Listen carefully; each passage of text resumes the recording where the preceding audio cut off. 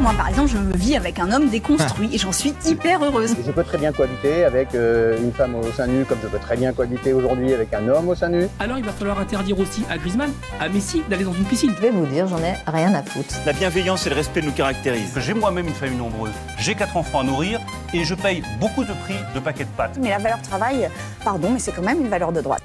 Le couvre-feu médiatique. Je vais vous dire, j'en ai rien à foutre.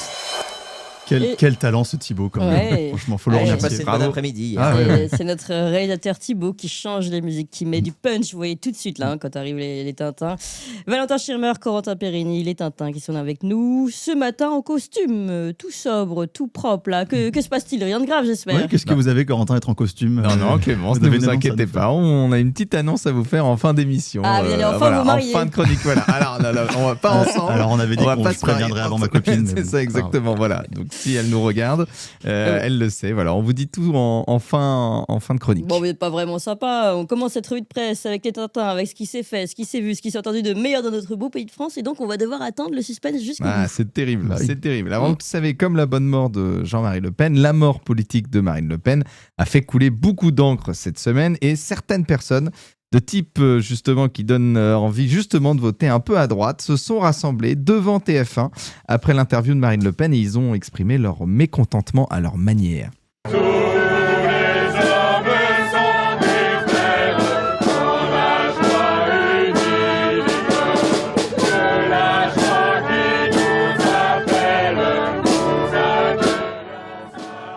Voilà, tous les hommes sont des frères dans la joie unique, dans la joie qui nous appelle, nous accueillons sa gaieté. Alors, c'est presque chrétien, ça, musique, non c'est Vous presque. êtes content, vous, c'est Corentin l'hymne à la joie, Ouais. c'est l'hymne à la joie de notre ami Beethoven, qui n'est d'autre qu'on salue d'ailleurs, salue, enfin, ouais. qui nous écoute pas parce qu'il était sourd, sourd. mais bref, et qu'il est mort. Enfin bref, et qui n'est autre que l'hymne de l'Union européenne. Voilà, comme par hasard, voilà, fêter la décision la plus antidémocratique de la France sur l'hymne européen, un énième coup monté de l'UE, comme Georgescu peut-être, c'est cohérent.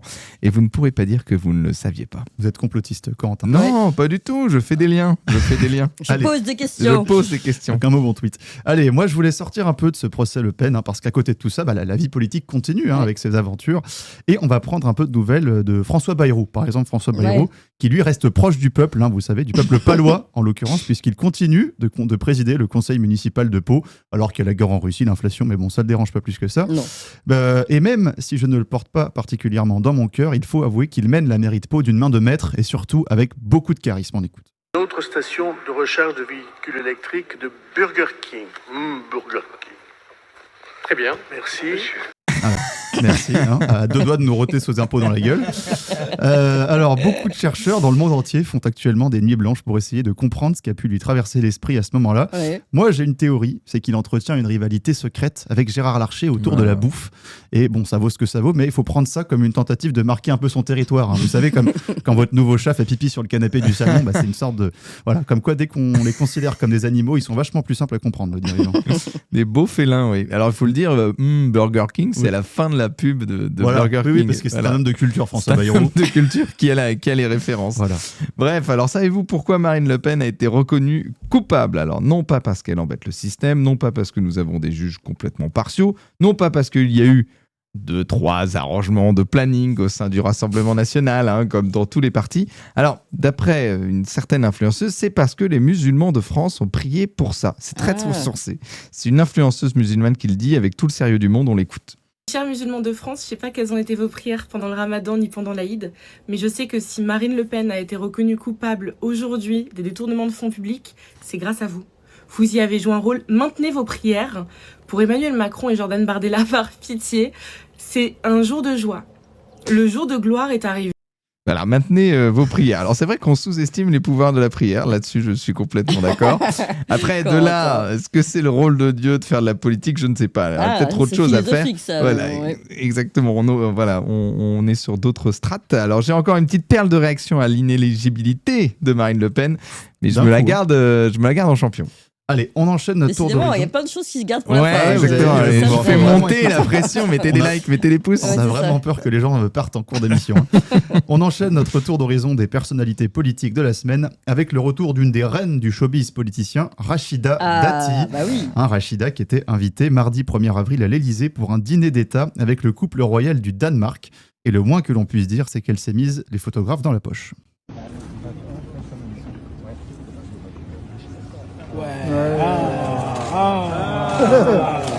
Elle est contente. Elle est contente. Madame la ministre. Madame la ministre, s'il vous plaît. Madame la ministre. Arrêtez-vous, arrêtez-vous. Voilà. Madame la ministre, pour nous, là, pour nous. Retournez-vous, là, avec la robe. Voilà. Elle s'est jouée, hein. Vache. Voilà, retournez-vous. Une deuxième fois. Ah là là. Voilà. Elle adore ça. Elle sait se retourner, donc les gens sont très contents. Bon, ça fait très ambiance de fan règne hein, quand même. Tout le monde est détendu, tout le monde s'en fout. À commencer par Rachida elle-même, hein, qui s'apprête à dîner avec le roi du Danemark déguisé comme dans une pub la laitière. En parlant de ça, elle a eu une semaine très riche, hein, Rachida, parce que d'abord, elle a repris sa carte chez LR. Hein, c'est dans les vieux pots qu'on fait les meilleures soupes. Bah oui. Et puis surtout, elle s'est brillamment illustrée à l'Assemblée, Oui. en commission des affaires culturelles. Lors de l'examen d'un projet de loi sur la réforme de l'audiovisuel public, elle aurait agressé verbalement une haute fonctionnaire en la menaçant de la frapper. Hein, tout d'un coup, c'est pas la même ambiance que devant les caméras. Mais bon, je vais te frapper. Hein, sur l'échelle de Dati, on est à peine à la moyenne. C'est ce qu'elle envoie Hidalgo tous les jours par SMS. Hein. Alors, vous connaissez la chanson Les complotistes avaient encore raison. C'est qui, c'est Bruel ça Oh, c'est un petit peu tout le monde en ce moment.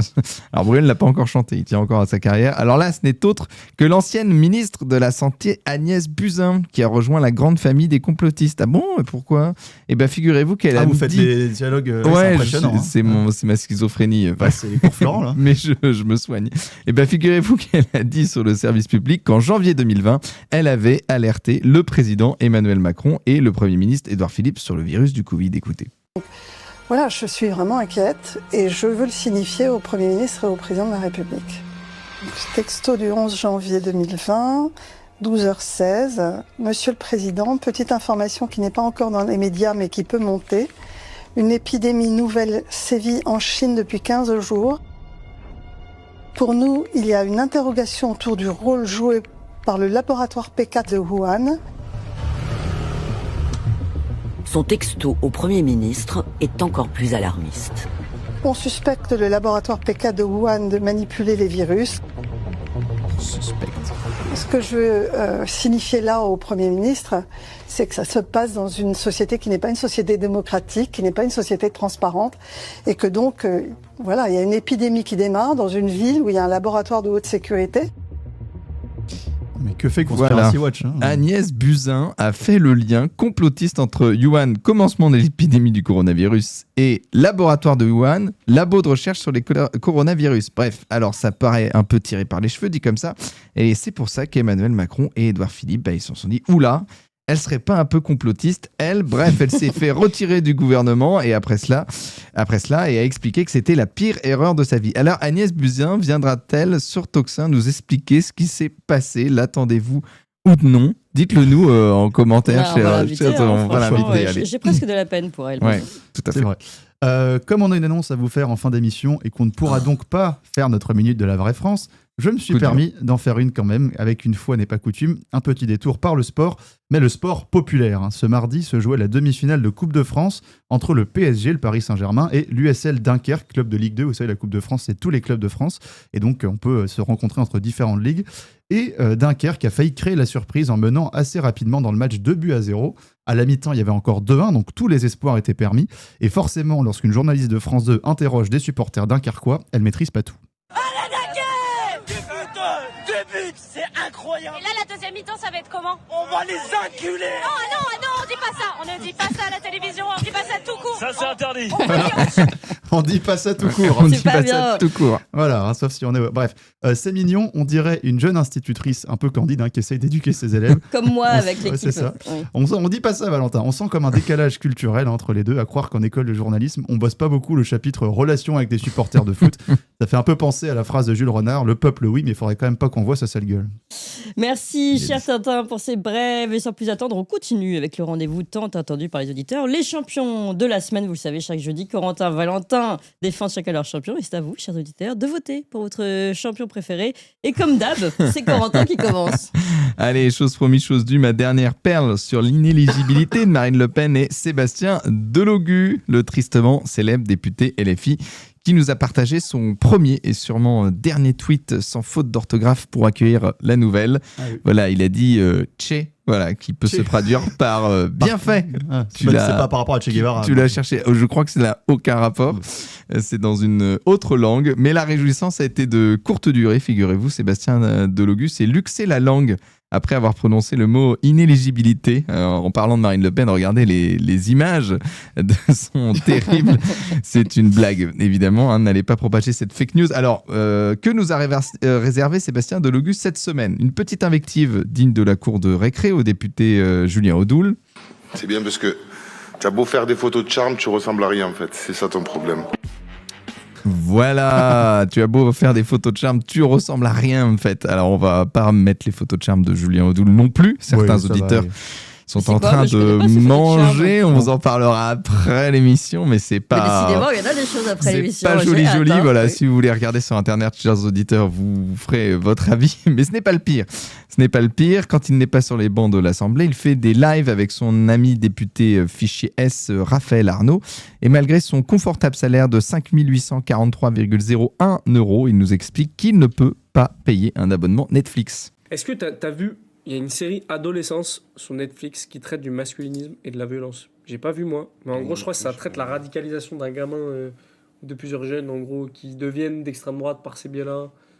Je crois que c'est un peu ça, non? Moi, je ne regarde pas Netflix parce que j'ai l'IPTV, donc du coup, l'IPTV, c'est illégal. Et donc, du coup, ça m'intéresse pas de payer des gens qui vont s'en foutre plein les poches.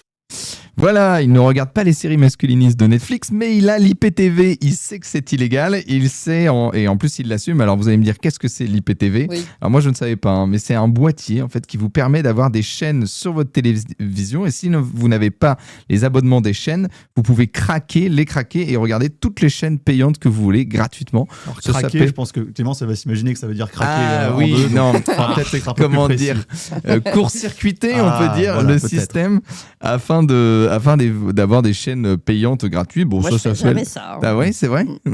Ça s'appelle tout simplement. Oui, je me doute bien que vous craquez pas grand-chose. Enfin, d'un point de vue informatique, évidemment, je me permettrai pas. Ça commence à devenir gênant, Ouais, cette ouais. chronique. Alors, ça s'appelle du vol, et apparemment, ça ne dérange pas Monsieur le député de Logu. Mais après tout ça, ça le gonfle qu'on se moque de lui. Il nous explique. Ouais, j'en ai fait. Antoine Léaumont, peut-être? Bon, ça m'a gavé, moi. Ah ouais? Ça m'a gavé parce qu'à chaque fois que je suis en train de parler, ils sont toujours à faire des coupures sur mes vidéos et ils se moquent sur moi, etc. C'est bon, ça m'a gonflé. Ouais, C'est-à-dire que tu te remets un coup dans la sauce là, peut-être? Non, je le fais parce que de toute manière, quoi qu'il en soit, je suis obligé quand même de continuer à faire mon job de député, mais c'est bon, ça m'a gonflé en fait. Voilà, bon, c'est à peu près ce qu'on a fait aujourd'hui. Hein. Bah oui, les gens qui coupent ce que je dis et détournent mes propos, mais en même temps, on n'avait pas eu meilleur client depuis Sandrine Rousseau et Joe Biden. Et le meilleur pour la fin, c'est la pépite de la semaine. Elle fait un peu mal, mais elle est belle. Vendredi, Manuel Valls, ministre de la République, prétend que l'antisémitisme vient essentiellement et historiquement du monde musulman. Ce n'est pourtant pas le cas de mon grand-père né à Oran qui a déporté les Juifs à Auschwitz.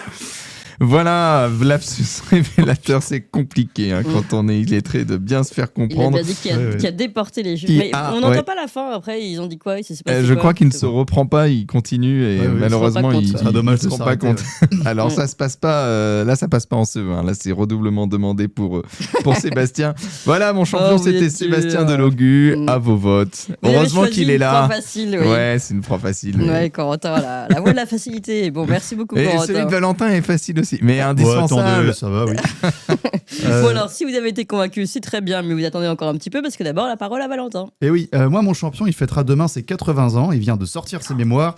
Il a été tour à tour apatride, étudiant 68 heures, proche de la fraction Armée Rouge, eurodéputé écolo, soutien d'Emmanuel Macron, c'est bien évidemment Daniel Cohn-Bendit. Oui. Alors, on planque ses gosses, les copains. Il a 80, je savais pas qu'il était si déjà vieux. Monsieur Cohn-Bendit, disait le ministre. Pauvre conne, préféré des proches. Pour rappel, il est né en 1945 à Montauban de parents juifs allemands devenus apatrides. Il a lui-même choisi la nationalité allemande à 14 ans pour, de son propre aveu, échapper au service militaire. Ça vous pose un homme. Et puis, il s'est bien sûr illustré dans les rues du quartier latin et dans la fac de Nanterre en mai 68, avant d'être expulsé, car non français justement. Il ira ensuite vivre en Allemagne où il intégrera une école anti-autoritaire, vous savez, qui permet aux enfants de se développer librement, sans contrainte. Enfin, c'est lui qui en parle le mieux, écoutez.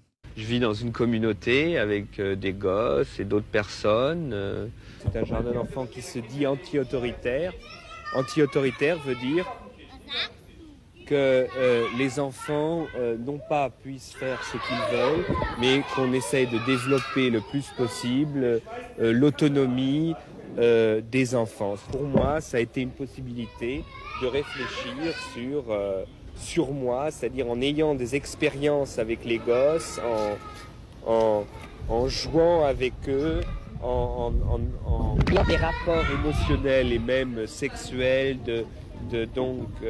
sexuels dans le sens émotif, caresse, etc. J'ai appris beaucoup sur ma propre personne. Voilà, bon bah s'il en a appris sur lui, c'est déjà ça. Nous aussi, on a appris sur lui. Ouais. Et nous aussi, on en apprend beaucoup sur lui. Et si jamais il y a une ou deux personnes dans le chat, on sait jamais, qui pensent que ce sont simplement des propos un peu maladroits, bah, il a récidivé en grande pompe devant Bernard Pivot en 1982. Il avait alors 37 ans. Bah, vous savez, quand une petite fille de 5 ans et demi, commence à vous déshabiller, c'est fantastique. C'est fantastique parce que c'est un jeu absolument érotico-maniaque. Oh mais non, à peine parce que. Vous notez les réactions du plateau. Ouais. Rassurez-vous, quand on est dans un pays comme la France et qu'on tient ce genre de discours, l'état de droit s'applique, vous êtes condamné, plus personne ne parle de vous, plus personne ne vous invite, évidemment. Non, poisson d'avril en retard. Résultat, Dany Le Rouge, il a été élu 20 ans au Parlement européen, donc très vraisemblablement payé en partie par les gamins qu'il a traumatisés dans son école. Et désormais, il est invité par la quasi-totalité des médias pour faire la promo de ses mémoires. Et on lui rejoue même mai 68 en mode boomer. Regardez comme c'est rigolo. Tiens, l'histoire, justement, Emmanuel de Villiers a chiné dans les brocantes. Regardez ce qu'il a trouvé. Alors, c'est pas un cadeau, c'est un casque de CRS de 1968. Qui est tout neuf. Il y a même le nom du policier à l'intérieur qui ne l'a pas utilisé. C'est un vrai de vrai. Vous pourriez le mettre ? Ah ben, bien sûr. Merde alors. Daniel Cohn-Bendit, mais un casque de CRS 68. Il est pas beau comme ça. Comme on rigole. C'est regretté que la police n'ait pas été un peu plus sévère à l'époque. D'ailleurs, en parlant de ça, j'ai beau en avoir dit du mal pendant 5 minutes. Ce qu'il faut retenir de Dany, c'est que c'est un homme de gauche. Et comme son ami Jack Lang d'ailleurs.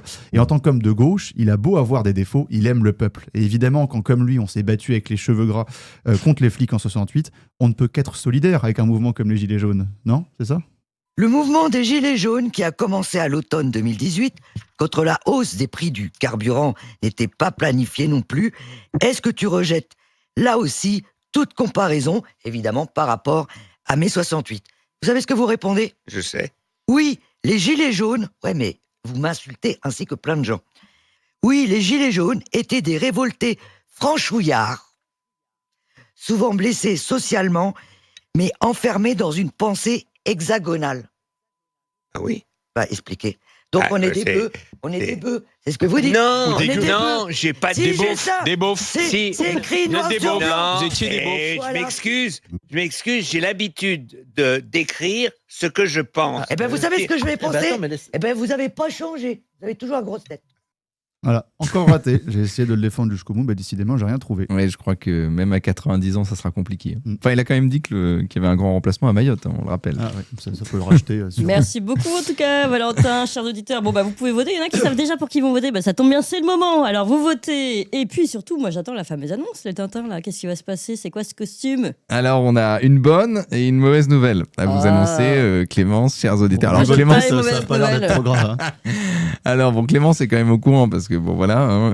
Mais je joue bien, oui. Mais vous jouez vachement bien. Moi, je me demande si vous êtes vraiment au courant ou pas. Alors, la mauvaise nouvelle, c'est que c'est la dernière chronique des Tintins. Voilà. On a été censuré par Clémence. On a été... Non, c'est vrai. La bonne nouvelle, c'est quand même qu'on va avoir notre propre émission maintenant, puisque les gens qui nous supportaient pas pendant 15 minutes vont pouvoir le faire sur 1 heure. Voilà. Il y aura quoi là-dedans alors, chers auditeurs, dès la semaine prochaine, vous découvrirez l'émission des Tintins. Avec de l'actualité. Avec un invité. Et surtout, de l'humour. Et de la bonne humeur. C'est bien travaillé. Ouais. Alors, ce sera tous les mercredis. On a bien ping-pong. C'est pour montrer que ça va être C'est pour montrer la complicité qu'on a. Enfin, on est vraiment on est payé pour ça. Ah bah évidemment. Ce sera tous les mercredis, donc de 18h à 19h. Et vous pourrez participer à l'émission en direct et poser des questions à notre invité. Alors, venez nombreux. On était obligé de la faire, celle-là, Ah ouais. celle-là, deux là. C'est clair, on l'a tellement répété.